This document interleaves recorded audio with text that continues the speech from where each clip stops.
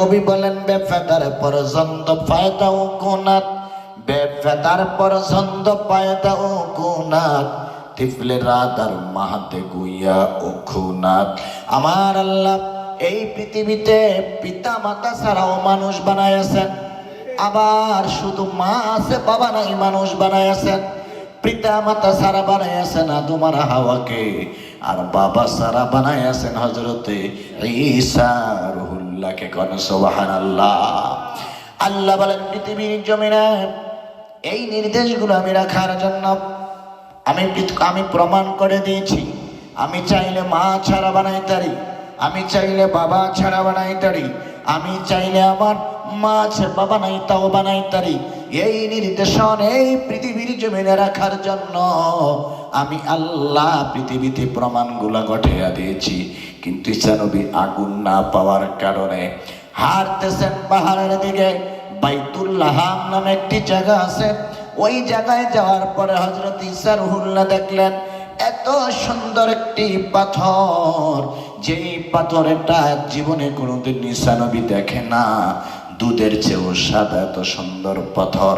এবার ঈসা নবী আল্লাহর কাছে বলে, আল্লাহ আমাকে তুমি এই কলঙ্কের থেকে বাঁচার জন্য যদি এমন সুন্দর একটি পাথর বানায়া, আমার যদি পাথর বানায়া রাখতে আমি তোমার নামের জিকির করতাম।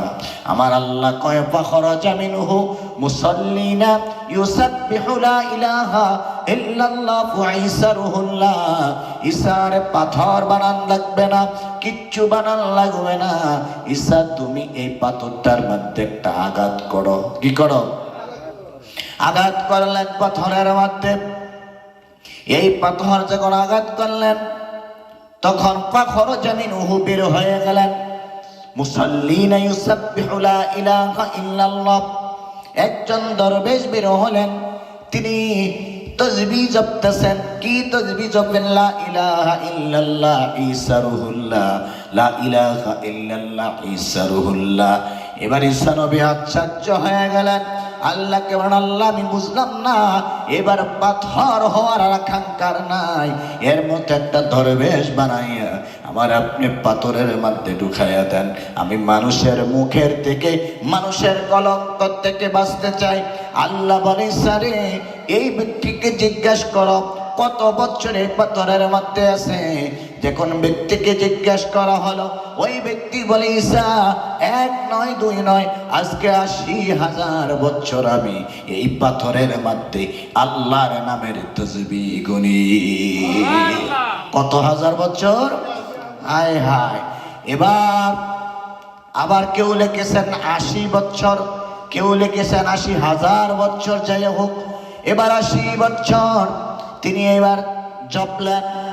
এবার ঈসা নবী বলে, আল্লাহ তার মতো একটি যদি দরবেশ বানাইয়া পাথরের মধ্যে ঢোকায় দাও। আল্লাহ বলে, এর চেয়েও দামি আছে। এবার আল্লাহর ঈসা বলে, আল্লাহ এর চেয়ে দামি আবার কে? কই সারে ও মুবাশশিরাম বিরাসূলি ইয়াতি মিন বাদি ইসমুহু আহমদ। মুসা, এই পৃথিবীর জমিনে লাখ জীবনে একজন নবী আসবেন, যার নাম হবে, আকাশে হবে তার নাম আহমদ, জমিনে হবে তার নাম মুহাম্মদ সাল্লাল্লাহু আলাইহি ওয়াসাল্লাম। ঈসা ওই নবীর উম্মত যারা, তারা তোমার এই 80,000 বছরের দরবেশতেও, এবং তুমি ঈসার থেকেও বেশি মর্যাদাবান হবে। কোন সুবহানাল্লাহ। ওই নবীর উম্মতরা এত বেশি মর্যাদাবান হবে, ওই নবী এত মর্যাদাবান হবে, ওই নবীর তুলনা করা যাবে না। এবার ঈসা বলে, আল্লাহ এবার দরবেশ হওয়ার আকাঙ্ক্ষা নাই, এইবার আর পাথর হওয়ার আকাঙ্ক্ষা নাই। দয়াময় প্রভু, তুমি আমারে মেহেরবানি করে ওই নবীর উম্মত বানাও, যেই নবীর উম্মতের দাম এই দরবেশের তো আপনি বেশি রেখেছেন। কোন সুবহানাল্লাহ। কিন্তু আমরা কিন্তু সেই নবীর উম্মত, কিন্তু সেই নবীর চিনি না। কারে চিনি না? চিনেছেন ঈসা রুহুল্লাহ, চিনেছেন মূসা আলাইহিস সালাম, চিনেছেন দাউদ নবী। দাউদ নবীর আল্লাহ একটি কারামত দিয়েছিলেন। পৃথিবীর জমিনে যত কঠিন লোহা হোক, কোরআনের সূরা নামলীর মধ্যে আছে, ওই লোহাটা হাত দিয়ে ধরলে মোমের মতো ঘরে যেত। এটা দাউদ নবীর ইনকাম ছিল। লোহা দিয়ে বিভিন্ন প্লেট বানাইতেন, লোহা দিয়া তীর বানাইতেন, আগুন ছাড়া, কি ছাড়া, নিজের হাত দিয়ে যা করতে তা ইচ্ছা। আর সুলাইমান নবীকে আল্লাহ একটি মুজিজা দিয়েছেন। সুলাইমান নবীর মুজিজা হলো বা সুলাইমা দাদে মুলকে সরওয়ারি, বা সুলাইমা দাদে মুলকে সরওয়ারি, সুদে মুতিয়ে খাতে মারো দাও পুরি। ওই সুলাইমান নবীর একটি আংটি ছিল, এই আংটি যখন হাতের মধ্যে পড়তেন কুল কায়নাতের জিন পড়ে দাও দানব পশু পাখি নবী সুলাইমানের বাধ্য হয়ে যেত। কোন নবী? এবার যদি প্রশ্ন করো আংটির কি ক্ষমতা আছে, আংটির কোনো ক্ষমতা নাই। ওই আংটির মিনারের মধ্যে লেখা ছিল মুহাম্মাদুর রাসূলুল্লাহ। শানো ক্ষমতা কার? নবীর। আংটি লেখা ছিল মুহাম্মাদুর। এটার পাওয়ারে সুলাইমান নবী বাদশাহী করেছেন। তাহলে প্রত্যেক নবীর আমার নবীর কারণে কি করছেন? বাদশাহী করেছেন। এই জন্য সেই নবীর উম্মত হওয়ার জন্য ঈসা নবী চেষ্টা। এখন ঈসা নবীকে মারার জন্য এবার যখন খ্রিস্টানরা ইয়াহুদিরা ঈসা নবীরে মারার জন্য চেষ্টা করলেন, তখন ঈসা নবী একটা কামরার মধ্যে দরজা বন্ধ করে বলে, আল্লাহ তোমার সঙ্গে আমার ওয়াদা ছিল তুমি আখিরি জমানার উম্মত বানাইবা, তো যদি আমার মাইরা লাই তার কবে হব? আল্লাহ বলে ঈসা এত টেনশন করো না, চুপ করে বসে থাকো, কিছুক্ষণের ভিতরে আমি দ্রুত পাঠাবো, আমি আমার দুধ জিবরিলকে পাঠাইয়া দিব। ঈসা জিবরিল এই ছাদের দেওয়ালটা ভেঙ্গে দিবে, ছাদরা ভেঙ্গে দিবে, ভেঙ্গার পরে ছাদের উপর দিয়ে তোমাকে নিয়ে আসবে। এবারে জিবরাইল আলাইহিস সালাতু ওয়াস সালাম ঈসা নবীর কামরায় গেলেন। ঈসা নবী যেই কামরাতে ছিলেন ওই কামরার ছাদ ভাঙে নবী ঈসাকে উপরে তুলে আনায়। এই জন্য কোরআন হাদিস প্রমাণ করে ঈসা নবী চতুর্থ আসমানে এখনো আছে। কোথায় আছে? আর ঈসা নবী কিয়ামতের আগে আসবে, একজনের কাছে মুরিদ হইব। কি হইব? কার কাছে? ইমাম মেহাদির কাছে। ইমাম মেহাদির কাছে মুরিদ হবে। হাদিস সাক্ষী দেয় ইমাম মেহাদি আসরের নামাজ পড়াবে ইয়ামানের একটি মসজিদে। কিসে? ওই যে ইয়ামান, কি এখন ইয়ামান কার পক্ষে আছে? এখন ইরানের পক্ষে। ইরানের পক্ষে হুতি, ইয়ামানের হুতিরা ইরানের পক্ষ হইয়া ইসরায়েল আমেরিকার বিপক্ষে কি করতেছে? যদি সেই ইয়ামানে ইমাম মেহাদি আসবে। কে আসবে? ইমাম মেহাদি আসবে। আর তাদেরকে আজকে বাংলাদেশের হুজুররা কি কয়? শিয়া কাফের। আর শিয়া এবং সুন্নি এটাই আবার বুঝে না কারে কয়। শিয়া শিয়া কয়ে ইরানের পক্ষ নেয় না হুজুররা, ঠিক না বেটি? এইবার ইয়ামানের মসজিদে আসরের নামাজ পড়বে, সালাম ফিরাবে, ইমাম মেহাদি সালাম ফিরাবে। এমন সময় দুইজন ফেরেশতার কাঁধে ভর করে আকাশ থেকে নামবে। কে? ঈসা রুহুল্লাহ নেমে জামাতের মধ্যে দাঁড়াবে। দাঁড়ায়া আসরের নামাজ পড়বে কার পিছনে? আসরের নামাজের পড়ে ইমাম মেহাদির হাতে হাত দিবে, হাত দিয়ে বলবে, হুজুর আল্লাহ আমার লগে ওয়াদা ছিল আমি উম্মতে মুহাম্মদ সাল্লাল্লাহু আলাইহি ওয়াসাল্লাম হব, আমি মুহাম্মদের উম্মত হব।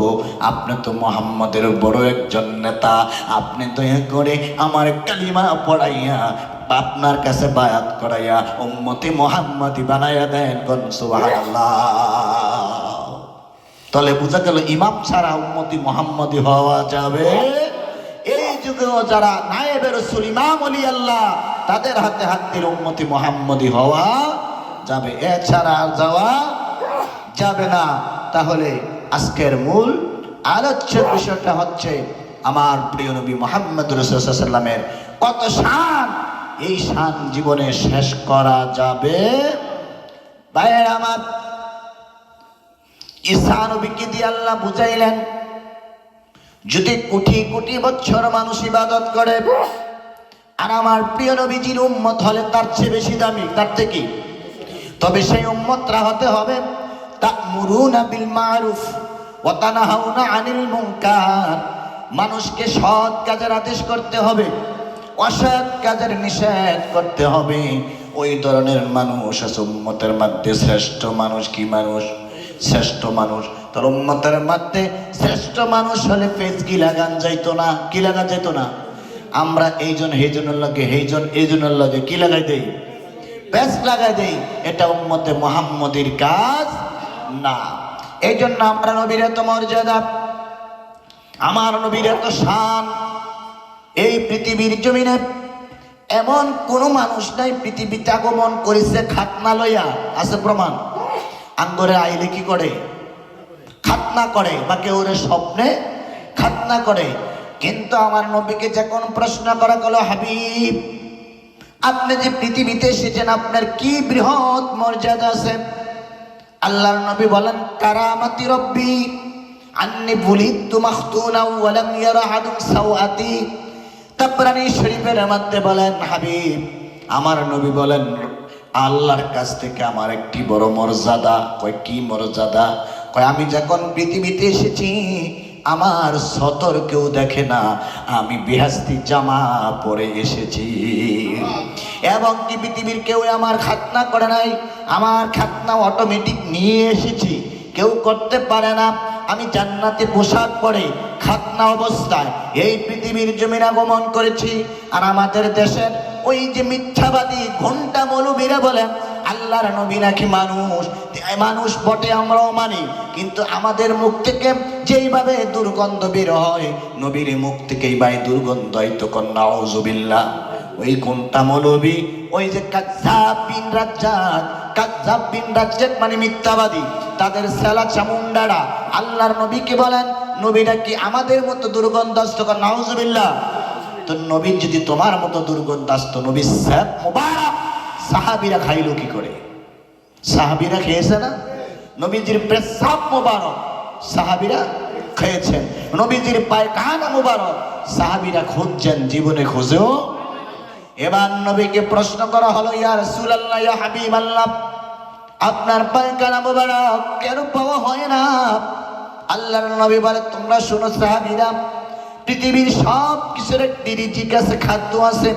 এই পৃথিবীর জমিনকে আমার পায়খানা মুবারক আল্লাহ রিজিক বানিয়ে দিয়েছেন, এই জন্য আমার পায়খানা মুবারক জমিন বক্ষণ করে। এই জন্য পায়খানা মুবারক পাওয়া যেত না, প্রস্রাব মুবারক পাওয়া যেত না। একদিন মা হালিমাতুস সাদিয়া রাদিয়াল্লাহু তাআলা আনহা দেখলেন যে নবীজি একটি খেজুরের গাছের নিচে বসে আছেন। মা হালিমা মনে মনে চিন্তা করলেন, মনে হয় মুহাম্মদ তখন ছোট ছিলেন, 2 বছর বা 2.5 বছর মুবারক বয়স। মনে হয় যে প্রস্রাব মুবারক বা পায়খানা মুবারক করলেন। নবী সরে গেলেন। মা হালিমা বলে, আমি কাছে গেলাম, আমি কিচ্ছু বুঝতে পারি নাই, কিছুই দেখি নাই।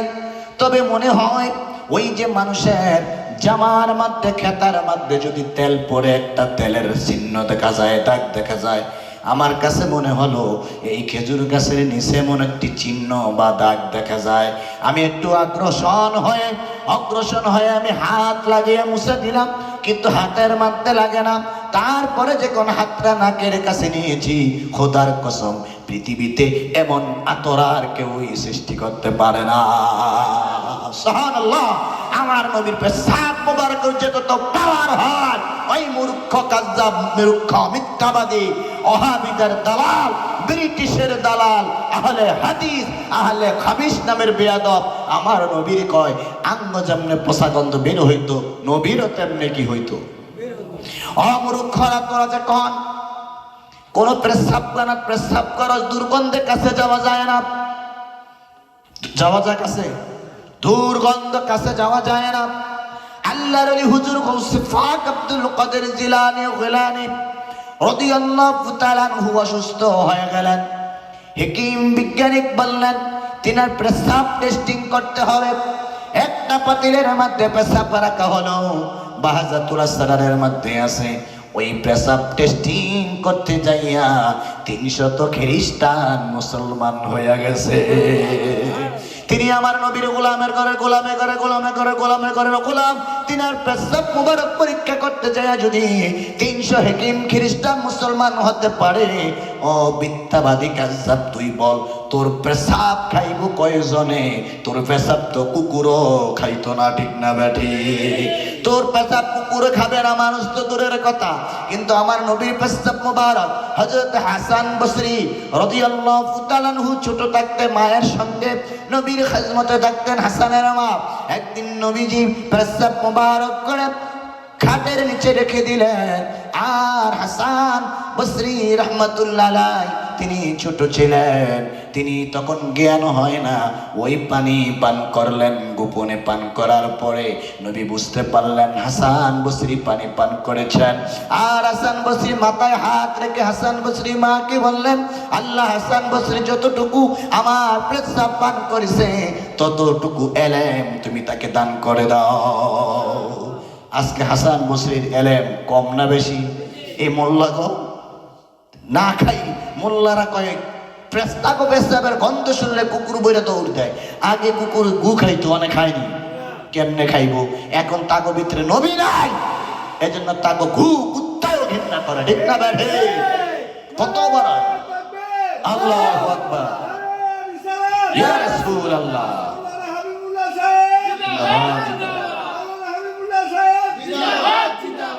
তাহলে আজকের জমানায় পায়খানা বসে থাকে রাস্তার পরে কুকুর খায় না, তাদের মধ্যে নবীর প্রেম নাই। কি নাই? আপনার হৃদয়ের মধ্যে নবীর প্রেম ঢুকান, আপনি শ্রেষ্ঠ মানুষ। এই জন্য আমাদের একজন বড় আশিক রাসূল ছিলেন আল্লামা নুরুল ইসলাম ফারুকী রহমাতুল্লাহ আলাইহি। তিনি বলেছিলেন, আমার নবীর আশিক যদি রাস্তার মুসি হয়, আমি তার মাথার মধ্যে তুলে নিয়ে চুমো দেব, তার কদমে চুমু দিব।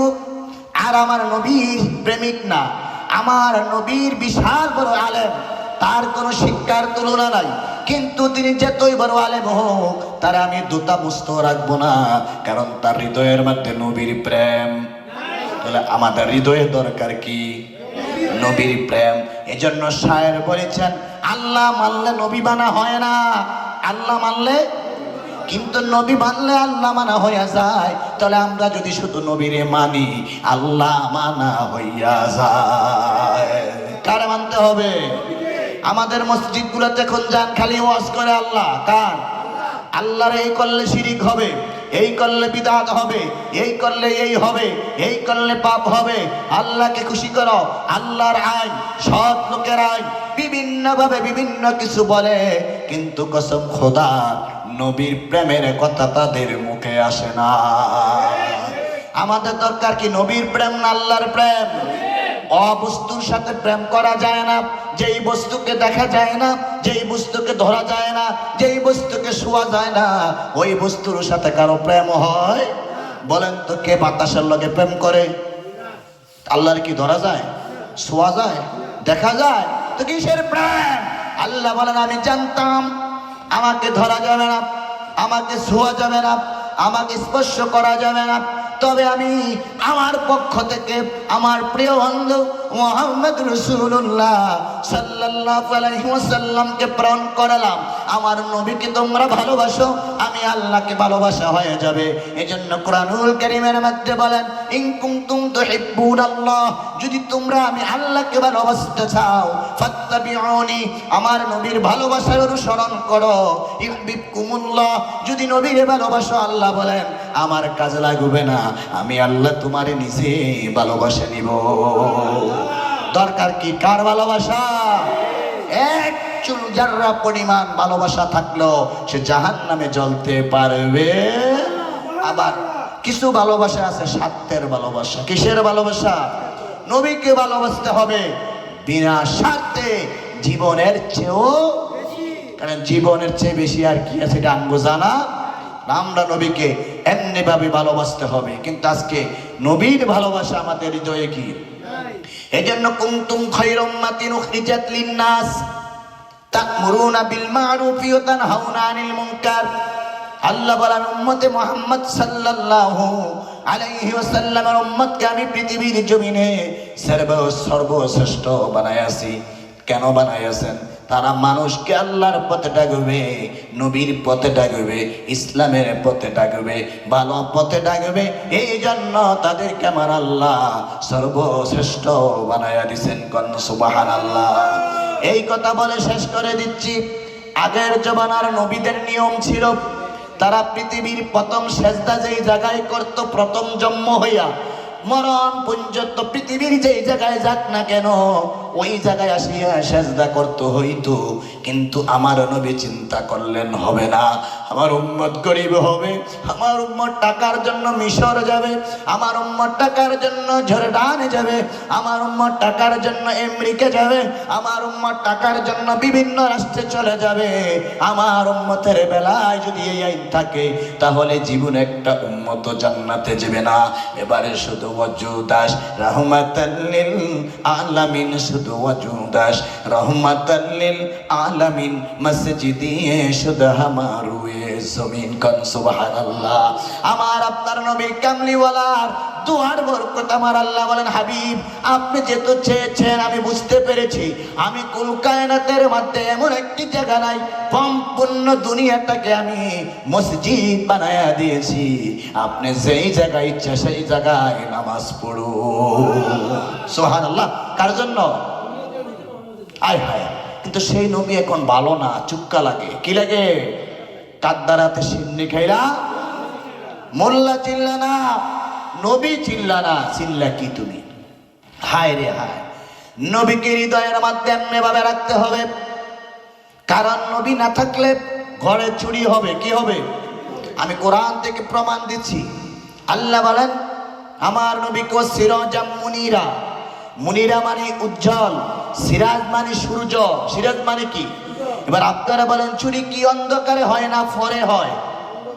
অন্ধকারে হয় না আলোতে হয়? অন্ধকারে চুরি হয়। আমার আল্লাহ বলেন আমার প্রিয় নবী সূর্যের মতো, কুল কায়নাতের কোন জায়গায় যদি নবীর আলো না থাকে ওই জায়গাটা অন্ধকার হয়ে যায়, আর ওই অন্ধকার ঘরে আমার ভিতরের কন্যা চোরায় চুরি করে। এবার আসেন, আপনার ঘর যদি অন্ধকার থাকে চুরি করবো কে? কন্যা সে। তাহলে এই অন্ধকারকে আলোকিত করতে হলে সিরাজাম মুনিরা, আমার নবীকে সূর্যের আলোর মতো নিজের ভিতরে আলোকিত করতে হবে। ঠিক না বেঠি? আমরা নবী চাই কি চাই না? আমরা ওলি আল্লাহ চাই কি চাই না? আমরা জাহান্নামে গেলে যাব, নবীকে ভালোবাসে যাব। ঠিক না বেঠি? ওজা কইছে না, ভালো যদি বাঁচতে হয় নবীকে বাসো। আছে না একটা কথা? তাহলে নবীকে ভালোবাসা আমরা মরতে চাই, মরণের সময় নবীকে পাশে চাই, কবরে নবীকে পাশে চাই, দুনিয়াতে নবীকে পাশে চাই। নবী ছাড়া কোনো বিকল্প রাস্তা আল্লাহ যেন আমাদেরকে বোঝার তৌফিক দেয়। সবাই বলে আমিন।